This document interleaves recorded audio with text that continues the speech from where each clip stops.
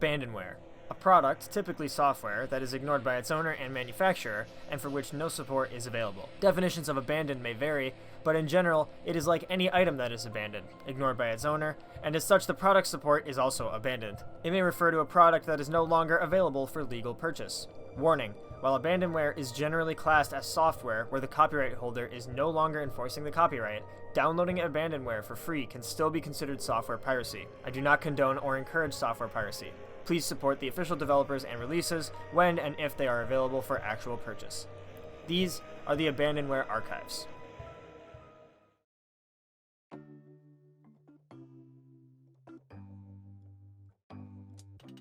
When you think of roguelikes, what do you think of? Do you think of games like Hack or Moria, early spin-offs of Rogue, or what about later releases such as the Pokemon Mystery Dungeon series? Or maybe you're more familiar with Roguelites, games that incorporate elements from Rogue, but may take on a different sort of gameplay style, with recent releases like The Binding of Isaac or Dead Cells. But where did all of this start? After all, it's an entire genre named after a single game, but the source is not often discussed today. So what's the deal with Rogue, that all these other games decided to be roguelike? Rogue, also known as Rogue Exploring the Dungeons of Doom, was developed in 1980 by Michael Toy and Glenn Wishman. It was developed for Unix mainframe systems and was released as a freely distributed executable. The game itself was inspired by text-based computer games of the 70s, such as 1971's Star Trek and 1976's Colossal Cave Adventure, and the theme was based in that of Dungeons & Dragons. As Rogue became popular in the 80s among college students, other programmers sought to develop their own versions of Rogue. However, as the source code for Rogue was unavailable, the early spin-offs of Rogue, notably Hack and Moria, introduced variations on the Rogue formula. This necessity for innovation actually led to a sprawling library of Rogue variants, or, if you prefer, roguelikes. Opening up Rogue, you're greeted with a very simple title screen. It lists the creators and asks you to enter your rogue's name. Once you're in-game, you're greeted with very simple graphics and your adventure can begin. There are two main staples of Rogue. First, the dungeons are randomly generated, meaning every floor and every playthrough is unique. All the items, monsters, and everything else on the floor is also randomized. Second, the game has permadeath. If you die, that's the end, and you're back to square one. There is an end to reach in Rogue, but you'll need to do a lot of runs and hone your skills to make it there. These two features are key to Rogue and are also very commonly emulated in roguelikes and roguelites. There's a good chance that if you click on a game claiming to be a roguelike or a roguelite, they'll have one or both of these listed as features. The first thing I noticed when playing Rogue for the first time was how abstract the controls are. This is a game from 1980 after all. The control scheme of the keyboard takes on a very literal approach. D is drop object, R is read paper, E is eat food, etc. This means it takes a little bit of experimentation when trying to figure out what you're able to do. However, I found that weirdly enjoyable. It makes the game feel sort of mysterious and immersive as you experiment with what you're able to do. While there is some help in-game in the form of F1 giving you the controls and F2 telling you what symbols are what, I did want some additional help for certain things. Luckily, I found an online version of the original Rogue manual, and I was surprised at how interesting and detailed it was. I don't think I've looked at an actual game manual for information since I bought games on DS, and I forgot how fun it can be to look through these. It brought back memories of reading instruction manuals on the car ride back from GameStop after buying a new game. Looking at the pictures, finding out what you can do in the game, old game manuals are honestly a treat. It even starts with a short introduction story to set up the setting of the game. How long has it been? How many lifetimes have passed since I began my sojourn through this maze of underground passageways, of damp, dimly lit chambers? How long have I been alone, the only human among a menacing crew of hideous subterranean beasts, stumbling over forlorn reminders that others have passed this way before me, never to return? I love it.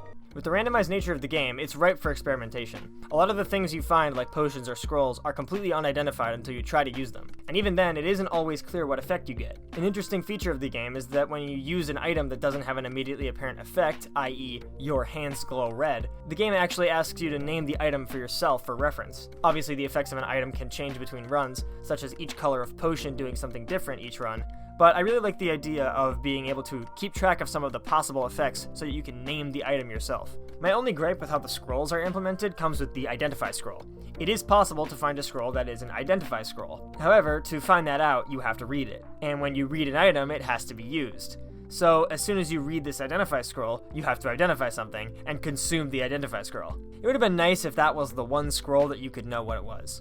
I understand the idea, but from a game perspective, it just feels a little weird. An interesting aspect I ran into as I experimented with the game was the weird lack of information about Rogue. I consider myself pretty effective at using Google, but I was having a surprising amount of trouble finding specific information about the game. So instead, I stuck to the game manual, using what it gave me to navigate the game and get a feel for how to play it. It was pretty easy to take a peek at the manual to figure out new things about the game. One of the very interesting features of Rogue is the search functionality. Once while I was playing, I was spawned into a room with no doors. I sort of mindlessly ran into the wall for a bit before consulting the manual. Turns out there's a search action. This allows you to press S to check around you for secret doors. It is possible to not find a door on your first search, which means in some cases you have to be diligent and persistent. To support this, the game actually allows you to search for a long period of time by typing in a number and then pressing S, the number being the number of times you want to search. However, this takes time, meaning you get more hungry, and the enemies on the map are able to move around. Hunger is another mechanic in the game that you have to pay attention to. Throughout the dungeon, you may find rations of food, which you need to have for when your character starts to go hungry. If you're starving and you don't have any food, you won't instantly die, but you'll begin to occasionally faint after taking an action, effectively a lose a turn mechanic. This gave a great feeling of desperation as I searched around the floor for food rations, passing out frequently and hoping I wouldn't run into any enemies. Speaking of which, the monster situation in this game is pretty neat. Since the graphics are both ASCII and tile-based, they decided to use the 26 letters of the alphabet to achieve their very literal monster naming approach. B's are bats, I's are ice monsters, K's are kestrels, etc. The only problem with this is since there's no way to see any information about the monster other than the letter, there's no way to tell the strength of one enemy from another. My strategy was to basically figure out which enemies were common and which weren't, but then sometimes I'd run into an ogre or an ice monster, throw an arrow at it, and just kill it in one shot. So it was hard to tell how much trouble I was in just by the monster I was running into. Overall, the game shows very strong core fundamentals that future games built off of. There are some uncomfortable oddities, such as having to take armor off before putting new armor on, and gold functioning only as score with no shops or anything to spend said gold on. However, there were hardly conventions of a genre to build on at this point, and they were paving the way with these. Later roguelikes surely improved upon these core mechanics, but for the original game of a genre created in 1980, it actually holds up quite a bit better than I expected. I enjoyed my time with the game despite the extremely primitive graphics and controls. It was a surprisingly immersive experience, and I think if you're a big fan of roguelikes or roguelites, it's actually still worth giving a shot in 2019. Thanks for watching.